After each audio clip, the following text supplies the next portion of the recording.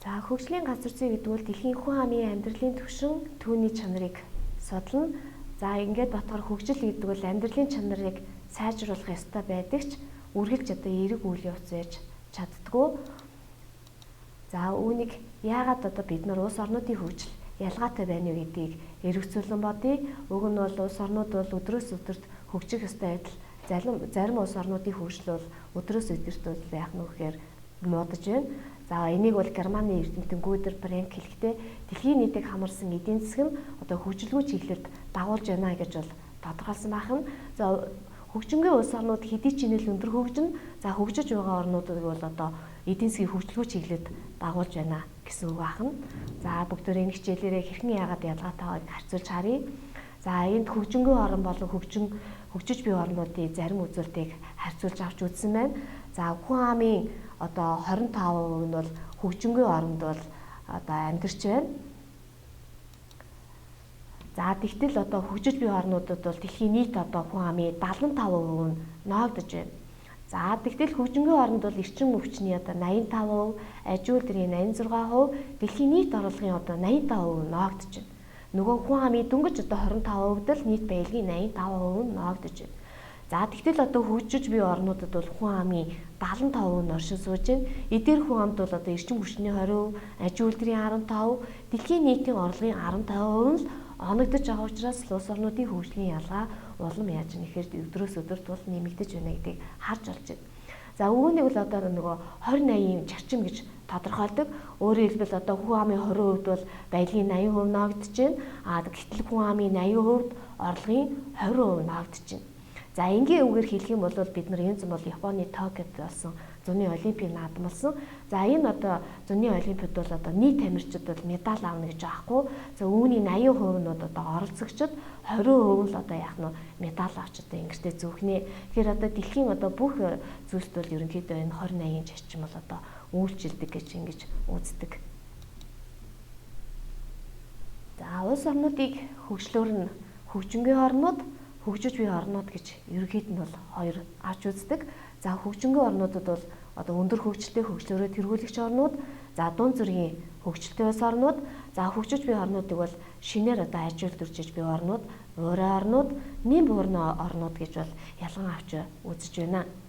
За ингээд энэ улс орнуудын хөгжлийг бол ялахын тулд бол бид нар Брандтын шугам хэмээх нэр томьёог бол ашигладаг. За энд бол дэлхийн ерөнхийдөө одоо мөрцгийн одоо хойд хагасд бол хөгжлөөрөө тэргүүлэгч улс орнууд, за энэ дотор бол одоо Монгол, Хятад, Түрк зэрэг одоо орнуудыг тооцоолол хөгжлөөрөө тэргүүлэгч орнууд бол дэлхийн бөмбөрцгийн одоо хойд хагасд оршиж байна. За дэлхийн өмнөд хагасд бол одоо хөгжлөөрөө одоо огцож байгаа хөгжиж буй буурай орнууд буюу за энд бол Сингапур, Австрали, Шинэ Зеланд улсуудыг тооцох юм бол дэлхийн өмнөд хагасд бол хөгжлөөрөө одоо огцож байгаа улс орнууд ялгаж харагддığıма гэдгийг бол Брандтын шугамаар бид нар бол харуулдаг. За энийг бид нар бол монголоор бол одоо хойдын өмнөдийн орнууд гэж ярьдаг. Хойдын орнууд гэх юм бол одоо хөгжлөөрөө тэргүүлж байгаа хөгжингүй улс орнууд, за өмнөдийн орнууд гэж үзвэл бид нар хөгжиж буй орнуудыг бол ялган авч одоо харуулах боломжтой байна.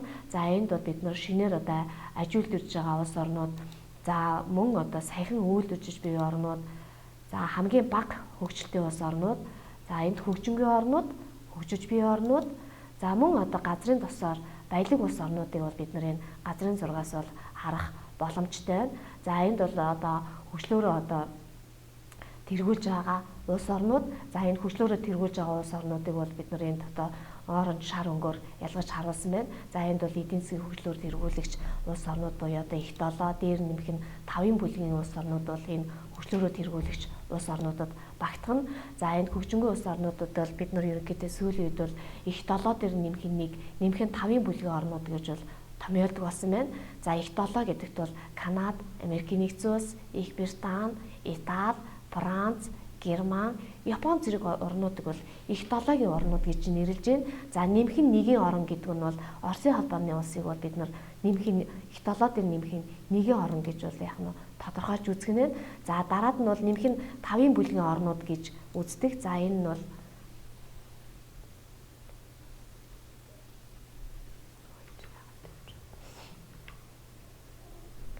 за хөгжингүй орнуудыг за дахиад технээс нь яаж вэ? За ингээд Брантын шугамаар авчиж үзэх юм бол дэлхийн хойд тагсад бол хөчлөөрөө тэргүүлэгч улс орнууд бол бүгд байрлаж байгаа.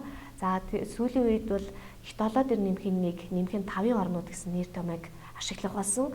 За их долоогийн гүрний орнууд бол Канада, Америкийн нэгдсэн улс, Их Британи, Итали, Франц, Герман, Япон гэсэн улсуудыг бол их долоогийн орнууд гэж нэрлэж байна. За нэмэх нь 1 гэдэг бол Оросын холбооны улс ахна. За нэмэх нь 5-ын бүлгийн орнуудад бол одоо шинээр ажилуулж байгаа хүн амын тоо ихтэй. За шинжилгээ ухааны технологид бол одоо ололт амжилттай байгаа. Бразил, Мексик, Индийг, Бүгд найрамдах Хятад ард улс, Өмнөд Африкийн Бүгд найрамдах улсуудыг бол бид нар одоо хөгжингөө орнууд гэж бол авч үзэж байна. За энд бол одоо дэлхийн улс орнуудын хөгжлийн ялгааг харуулсан газрын зургийг бид нар харж байна. За энд бол их долоогийн гүрнүүд, за дээр нь нэмэх нь одоо Оросын холбооны гүрнүүдийг бол бид нар энэ өнгөөр ялгаж өгснэг бол ингэж яах нь эндээс ялгаж харах боломжтой байна. За дараад нь бол нөгөө одоо хөгжиж байгаа орнуудыг хөгжиж байгаа болон за нэг одоо бүр орнуудыг бол ялгаж ингэж шар болон одоо улаан өнгөөр ялгаж харуулсан байна. За дэлхийн хүн амд ноогдож байгаа орлогын хуваарилтыг бол дарсны хундгын диаграмаар үзүүлдэг. За өөрөөр хэлбэл дарсны хундгын одоо хундгын амсар хэсэгт бол орлогын ихэнх өвн буюу одоо энэ дарс дүүрэн орсон байна. Тэгтэл одоо хундганы одоо бариулт буюу нарийн хэсэгт бол одоо дарс маш өчүүхэн хэмжээтэй буюу бараг дарс ороогүй. Тэгтэл бол дарсны одоо хундганы бариулт хэсэг нь бол одоо хамгийн ихэнх хэсэг буюу 80% нь ноогдож байна. За тэгвэл нэг хүнд одоо ноогдож байгаа одоо дотоодын нийт бүтээгдэхүүн $35,000 их одоо 36 улс бол одоо энэ одоо 20%-ийг эзэлж байна. Нийт хүн амын 20% нь л одоо орлогын ихийг бол эзэмшиж байна. За дараад нь бол одоо нэг хүнд ноогдох дотоодын нийт бүтээгдэхүүн бол $8,500 бүхий 32 орн байна. За $3,900 бүхий 6 орн, за $3,450 бүхий 15 орн, $2,450 бүхий 43 орн ингэж ноогдож байна. Тэгэхээр өөрөөр хэлбэл дэлхийн нийт хүн амын 20% л баялагын 80% нь ноогдож байна гэдгийг бол эндээс одоо бүрэн харах боломжтой. За энэ одоо орлогын тэгш бус хуваарилтыг харуулсан диаграмыг дарсан хундгын диаграм гэж нэрлэдэг байна. За энийг бүгдөө ингэж харъя. Өндөр орлоготой тийм үү? За нөгөөд нийт одоо 20% гэж үзвэл энд орлогын 80.7% нь хүн амын 20% ноогдож байна. За тэгтэл нөгөөд орлогын одоо нөгөөд хүн амын нийт 80% бол нөгөөд орж ирж байгаа орлогын 20% нь ноогдож байгааг эндээс харж байна. Ялангуяа одоо нийт хүн амын одоо 20% бол нийт баялагын 1.4% нь бол ноогдож байгаа. За энд бол одоо хөгжлөөр одоо нэм буурай одоо улс орнууд бол хамрагдаж байгаа. За тухайн улс орны хөгжлийг тодорхойлохдоо бид нар эдийн засаг, нийгэм, тухайн улсын одоо хүн ам зүйн үзүүлэлт, анхчлал гэсэн энэ шалгууруудыг бид нар бол бас авч үздэг. За энд одоо бид нар тухайн улс орнуудын хөгжлийн ялгаа хэрхэн ялгаатай байгааг харж байна. За энд бол одоо Канада болон одоо Бурунди гэр бүлийн амьдралын орчин, за хаана амьдарч байгаа гэдэг бол одоо харьцуулан зургаар харуулсан байна. За хөгжиж буй бүр орнуудын улс орны хөгжлийн шалгууруудыг бүгдээрээ ажиглаж харъя. За энд бол босрлын түвшин, бичиг үсэг тайлагдсан байдал, за хоол хүнсний хангамж, анагаах ухааны хөгжил хэрхэн хүртээмжтэй байна. За одоо хүрээлэн бие орчны байдал, за нийгэм эдийн засгийн байдал буюу улс төрийн доктортой байдал одоо хөгжиж буй бүр орнуудад ямар байгаа юм бэ гэдгийг бол энд зургаар харуулсан байна. За энд хүснэгтэн мэдээлэл бүгдээрээ ажиглаж харъя. За Америк нэгдсэн улс, Монгол, за Бурунди гэсэн 3 улсын үзүүлэлтийг харьцуулж харъя. За тэгвэл хүнсний аюулгүй байдлын эрсдэл болон мянган хүний одоо төрөлтөнд орж байгаа нэлгсэн эндэгдэл, хүн амын дундаж наслал, бичиг үсэг тайлгсан байдлыг энд харьцуулж харуулсан байна. За Америк нэгдсэн улс бол одоо хүн амын нэлгсэн эндэгдэл бол одоо маш бага. Одоо 10 хүртэл байдал бол Бурунди улсад бол 50-аас 99 байна. За хүн амын дундаж наслалт Америк нэгдсэн улсад одоо 80-аас дээш байхад Монгол улсад бол одоо хүн амын дундаж наслалт бол 70 нас байна. За Бурундид бол одоо хүн амын дундаж наслалт бол 50. За бичиг үсэг тайлагдсан байдал Америк нэгдсэн улс бол одоо Монголд бол ерөөдөө 100%. За Монголд бол нэг 80-аас 99% одоо бичиг үсэгт тайлагдж байна. За гэтэл одоо Бурунди улсад бол 30-аас 54 одоо хувийн үзүүлэлттэй байгаа нь бол улс орны хөгжлийн ялгааг хэрхэн ялгаатай байгааг харахад бол боломжтой байна. За ингээд өөрөөр хэлбэл тухайн улс орны одоо үзүүлэлтэнд бол хүн амын чанарын үзүүлэлт бол маш их чухал нөлөө үзүүлж идэг. За энэ үзүүлэлтэнд бол эдийн засаг, соёл, За нийгэм, экологийн үзүүлэлтүүдийг бол харьцуулан авч үздэг. За эдийн засгийн үзүүлэлтэнд бол ажил эрхлэлт, орлого, хүнсний илчлэг, худалдаа авах чадрыг бол эдийн засгийн үзүүлэлт гэж авч үзнэ. За соёлын үзүүлэлтэнд бичиг үсэг тайлгдсан байдал, соёлын байгууллага, боловсрол, мэргэжлийн түвшин.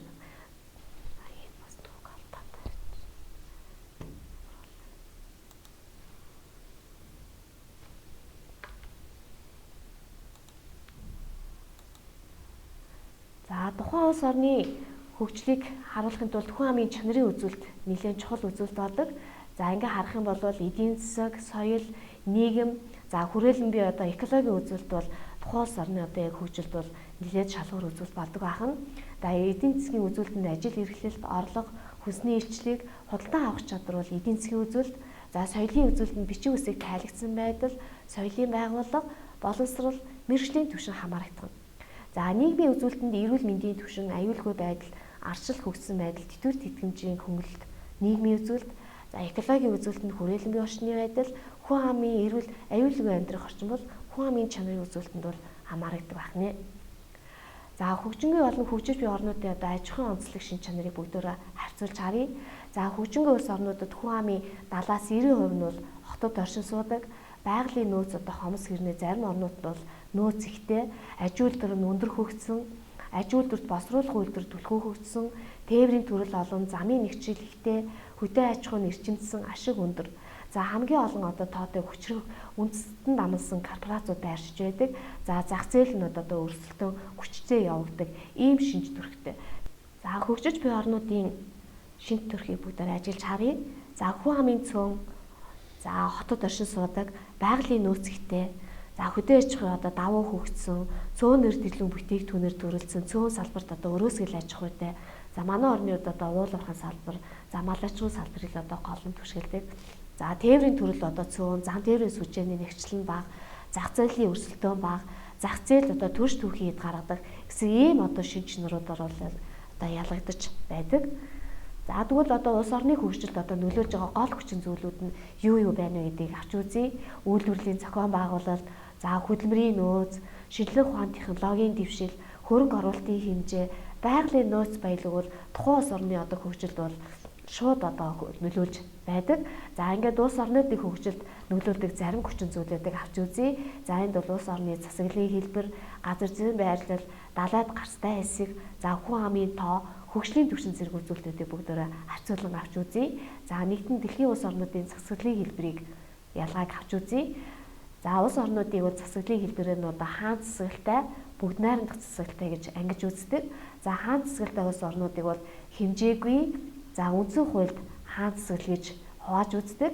За хэмжээгүй эрхт хаан засаглал бол одоо бүх эрх мэдэл хааны харт төвлөрсөн засаглалтай байвал хэмжээгүй эрхт хаан засаглалтай улс орнууд гэж нэрлэнэ. За гүйцэтгэх эрх мэдэл одоо засгийн газарт, за хааны эрх мэдэл бол одоо хязгаартай бол үндсэн хуульд хаан засаглалтай улс орнууд гэж үздэг. За Азид бол 13, Европт 12, Африкт 3, далайн орнуудад 1 одоо хаан засаглалтай улс орнууд байрлаж байна. За бүгд найрамдах засаглалтай улс орнуудыг бол парламентийн, холимог, ерөнхийлөгчийн засаглалтай улс орнууд гэж авч үзэж байна. За дэлхийн улс орны засаглалын хэлбэрийг дараах газрын зургаас хүүхдүүдэд харьцуулан за тэтгэр дээрээ тэмдэглэж бичиж аваарай.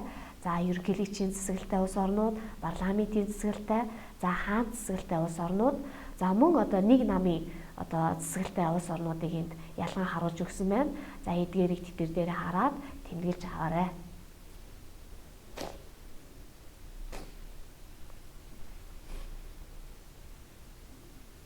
За хоёрд нь бол тухайн улс орнуудын газар зүйн байрлал байна. За газар зүйн байрлал бол бид нэр физик газар зүйн байрлал, математик газар зүйн байрлал, зах хязгаар байрлал, төв байрлал. За мөн одоо далайн эргийн байрлал гэж авч үздэг. За физик газар зүйн байрлалууд бол одоо тухайн улс орн хаана байрлаж байгаа юм бэ гэдгийг бол зааж өгдөг. Жишээлбэл одоо Монгол улс дэлхийн бөөврсгийн зүүн хойд хагас байрладаг гэдэг бол энэ бол физик газар зүйн байрлал байна. За математик газар зүйн байрлал гэдэг бол тухайн газар нутгийн газар зүйн солилцол координатыг илэрхийлэгдэнэ. Жишээлбэл энэ Улаанбаатар хот зүүн урдгийн 107 градус, хойд өргөргийн 47 градус 51 минутанд байрладаг нь бол математик газар зүйн байрлал байна. За эдийн засаг газар зүйн байрлалын хувьд бол тухайн улс орнуудыг зах хязгаар байрлал, төв байрлал, далайн эргийн ямар байралтай байна гэдэг нь бол бас их чухал нөлөө үзүүлдэг. За зах хязгаар байрлал гэдэг жишээлбэл манай орны хувьд бол Баян Үйлгийн Ховд улс аймагуд бол зах хязгаар байралтай байна. За Америк нэгдсэн улсын хувьд бол одоо Аляск мужид одоо зах хязгаар байралтай байх нэ. За төв байрлал тухайн одоо хот суурин тухайн улсын одоо хамгийн төв хамгийн одоо геометр одоо жишээлбэл одоо дүрсийн бол төв цэгнэ гэж ойлгож олно. За манай Монгол орны хувьд бол төв цэг нь бол Өвөрхангай аймгийн Бүрд сумын Өвөр хөшөөтийн болог бол төв байрлал ахна. За тухайн улс орнууд бол одоо төв байрлал одоо хамгийн ашигтай хаашаашаа одоо эдийн засгийн хувьд одоо илүү одоо тэнцүү байралтай байрлаж байгаа учраас улс орнууд бол нийслэлээ өөрчилж байна. За жишээлбэл Казахстаны нийслэл Астана хот байсан бол одоо за дахиад юм. За улс орнууд бол одоо төв байрлалын хамгийн ашигтай байгаа учраас сүүлийн үед бол нийслэлээ сольж өөрчилж байна. Жишээлбэл одоо Казахстан улсын нийслэл Алма хот байсан бол одоо Астана нийслэлтэй болсон. За мөн одоо Бразил улсын нийслэл Рио де Жанейро байсан бол одоо Бразил явуулж ингэж өөрчилсөн байх нь. За дараад нь бол далайн эргийн байрлал. За далайн эргийн байрлал одоо түүхийн ямар ч одоо цаг хугацаанд бол хамгийн ашигтай байрлал байсан. За манай Монгол орны хувьд бол одоо далаагаас алслагдсан далайд гарцгүй улс орнууд ахна. За дэлхийн одоо хөгжлийн үед түүхэн хөгжлийн үед бол далайн эргийн дагуу далайд гарсан улс орнууд бол одоо хамгийн том давуу талтай байсан гэдэг нь бид нар мэдэж байгаа. За далайд гарцгүй улс орнуудыг бүгдээр харъя.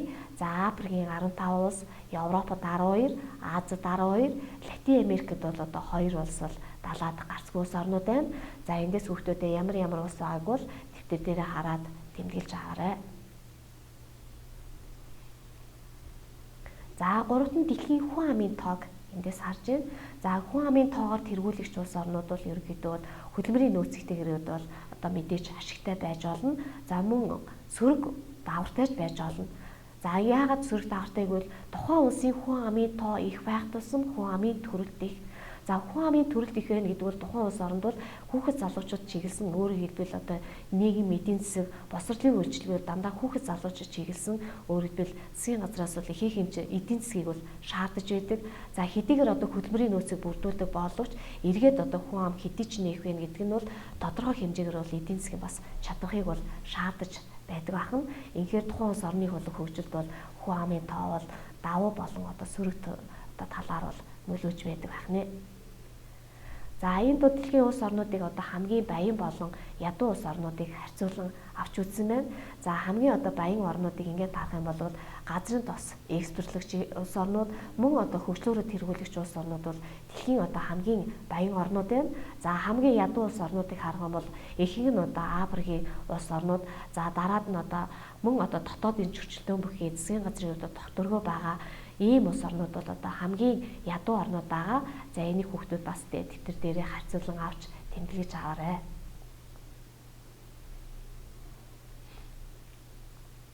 За өмнөх одоо элсгийн ерөнхий шалгалтанд иржсэн зарим одоо даалгавруудыг бүгдөө авч үзье.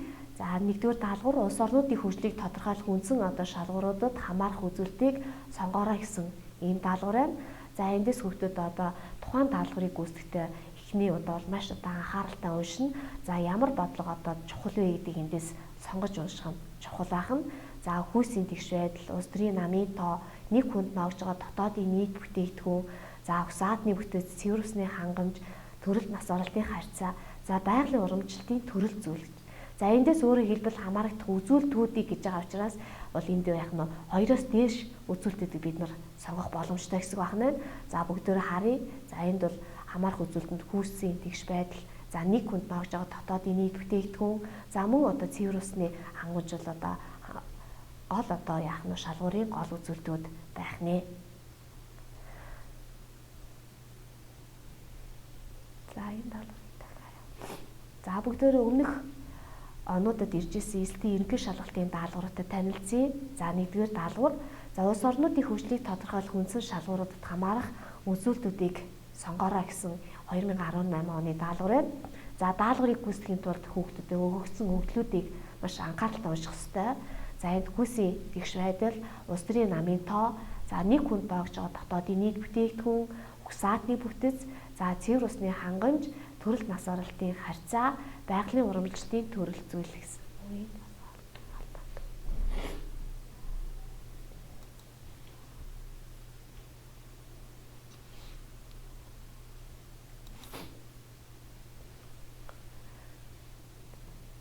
За улс орны хөгжилтэй холбоотой өмнөх орнуудад ирж ирсэн элсгийн ерөнхий шалгалтын зарим даалгавартай танилцъя. За нэгдүгээр даалгавар улс орнуудын хөгжлийг тодорхойлох үндсэн шалгууруудад хамаарах үзүүлэлтүүдийг сонгоорой гэсэн 2018 оны даалгавар байна.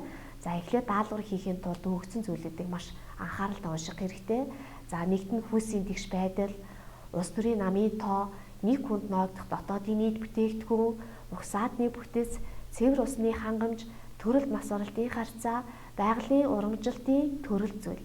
За эдгээрээс хамгийн улс орны хөгжилд хамаатай зүйлүүдийг бүгдөө сонгох ёстой. За бүгдөө даалгавруудыг ажиглаад хамгийн шалгуур үндслүүдийг бид нар сонгож авах ёстой.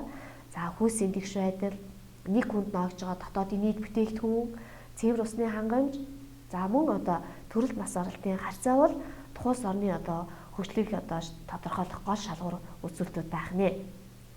За дараагийн даалгаврыг бүгдөө ажиглаж харъя. За улс орнуудын засаглалын хэлбэрийг зөв харгалзуулах ийм даалгавар байна. За Итали, Андорра, Америкийн нэгдсэн улс, Тайланд гэсэн улс орнуудын засаглалын хэлбэрийг харьцуулах ийм даалгавар байна. За үндсэн хуульд хаан засаглал, парламентын засаглал, ерөнхийлөгчийн засаглал, хэмжээгүй эрхт хаан засаглалын ямар улсууд нэмэ гэдгийг л бид нар харьцуулж авч үзэх нь. Тэгэхээр энэ харьцуулах даалгавар хийхин тулд бид нар хамгийн эхлээд аль даалгавар чиний хувьд хамгийн мэдэж байгаа даалгавраа бид нар эхлээд сонгож өгөх ёстой. За аль өөрийн мэддэг улсынхаа хамгийн мэдэж байгаа даалгавраа л эхлээд сонгоно гэсэн байна.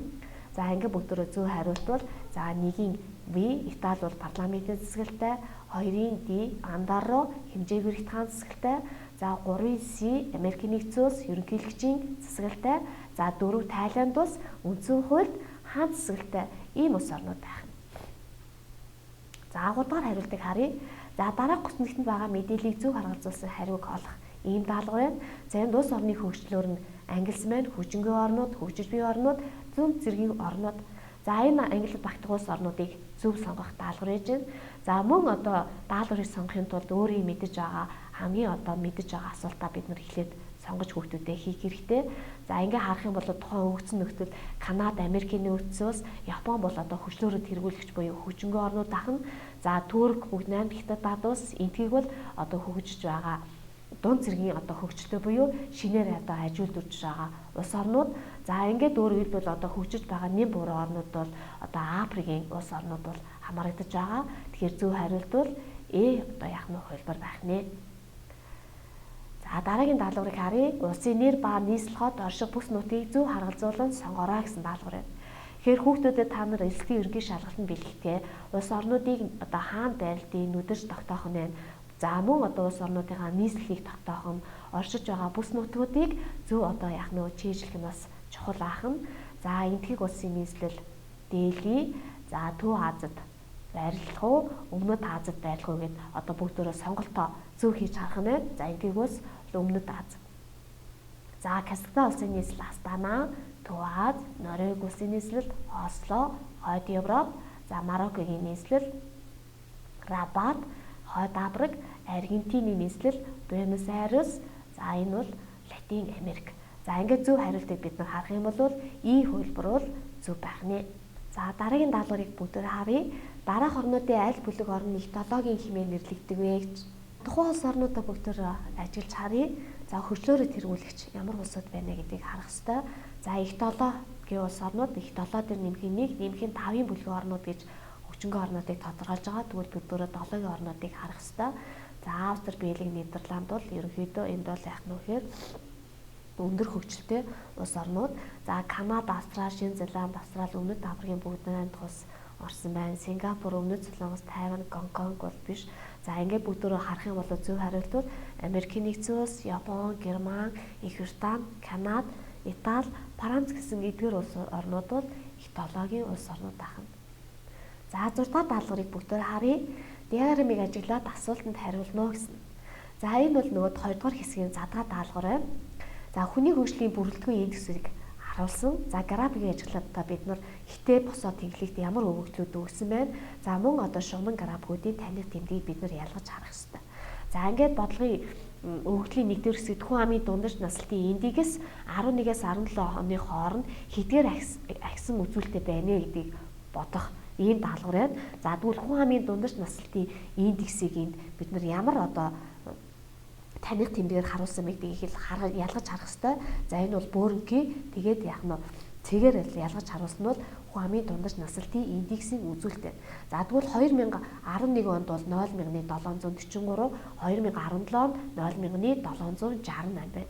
За энэ хоёрын зөрөө бол хэдээр агсан байгаа гэдгийг харуулж өгөх ёстой. Энэ бол 0,25-аар агсан байна.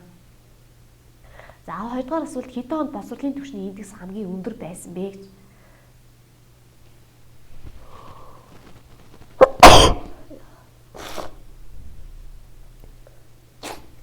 За боловсролын түвшний индексийг за ромб хэлбэртэй тасархай одоо зураасаар тэмдэглэж харуулсан байна.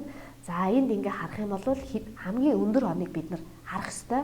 Энэ бол 0,737. Тэгвэл хамгийн өндөр он нь бол 2014 он байна. Ингээд зөв хариулт бол 2014. За дараагийн даалгавар Европын зарим орнуудыг харуулсан газар зүйн зурагт 1, 2, 3-ын доогоор тэмдэглэгдсэн улсуудыг нэрлээрэй гэж. Тэгэхээр тухайн одоо газрын зураг дээр тухайн улс орнуудаа хаана одоо байрлалыг бид нар нүдэрч тогтоох шаардлагатай. Тэгжиж энэ даалгаврыг бид нар хийнэ гэсэн үг. За энд бол одоо Скандинавын хойгийн улс орнуудыг бол харуулж өгсөн байж байна. За эндээс бол нөгөө Швед, Норвег, Финланд гэсэн улсуудыг бол харуулсан. За нэгт нь бол Норвег, за 2-ын тоогоор бол Финланд, за 3-ын тоогоор бол Швед улсыг бол тэмдэглэж өгсөн байна. За ингээд хичээлдээ идэвхтэй оролцсон хүүхдүүдэд баярлалаа. Хичээл зүтгэл бол амжилтын үндэс.